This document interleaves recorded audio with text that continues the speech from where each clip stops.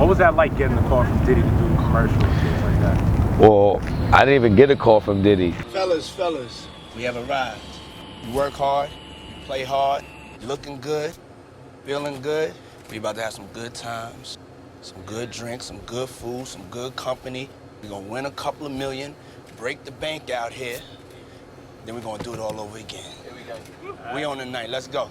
Yeah, let's do this. It was 3 o'clock in the morning. I was at Club Catch in New York. And a friend of mine, I was sitting to the table with this me, Nas and Maxwell, and my man Badis came over and said, "Yo, French Montana want to holler at you. He's gonna say what's up." I said, "Where you at?" He says, "Across the club." So I got it from my table and I walked over to say what's up to French, and I spoke to him, whoop-de-woo, and then I noticed he was sitting there with Puff, and Puff was talking to someone, and he had his back to the floor. So I was about to walk off, and then, I don't know, something just said that would be disrespectful to not tap this man on the shoulder and just say hello. So I did that. He turned around, he saw it was me, like, you know, it was dark, I'm black as midnight, so he's like, and he saw it was me, he jumps up, he's like, "Yo, what's up? You coming, right? You coming with me to Vegas, right?" And I'm like, "Huh?" He said, "You coming to Vegas with me, right?" And I was like, man, he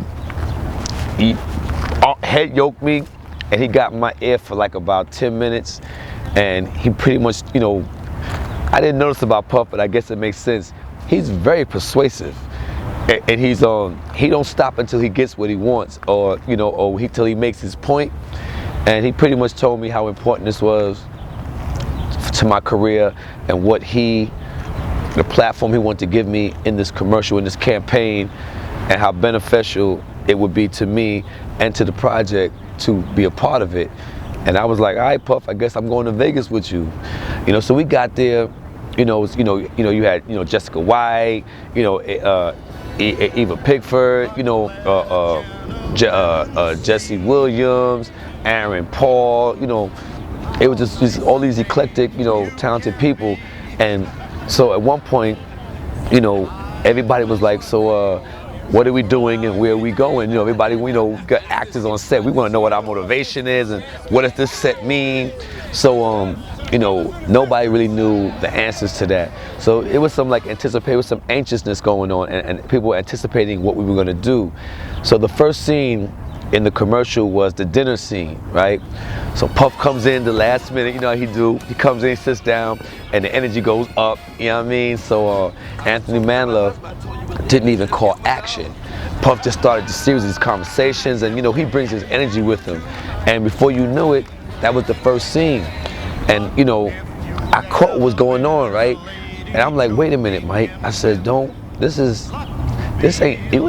pretend with this. Nigga, you in Vegas on Puff's dime, you're in his world. I said, really live this, become this, right? So the first thing I did was, we're at one of the top-notch steakhouses in Vegas. They had about at least about $1,000 of like some of the best grade cut steaks on the table, lobster tails, and I was like, I'm gonna eat. I'm not gonna pretend to eat, I'm gonna eat. And they all started laughing at me like, "Yo, Mike eating the props." I'm like, "No, I'm eating the food. This is expensive food. I'm from the hood." You know what I'm saying?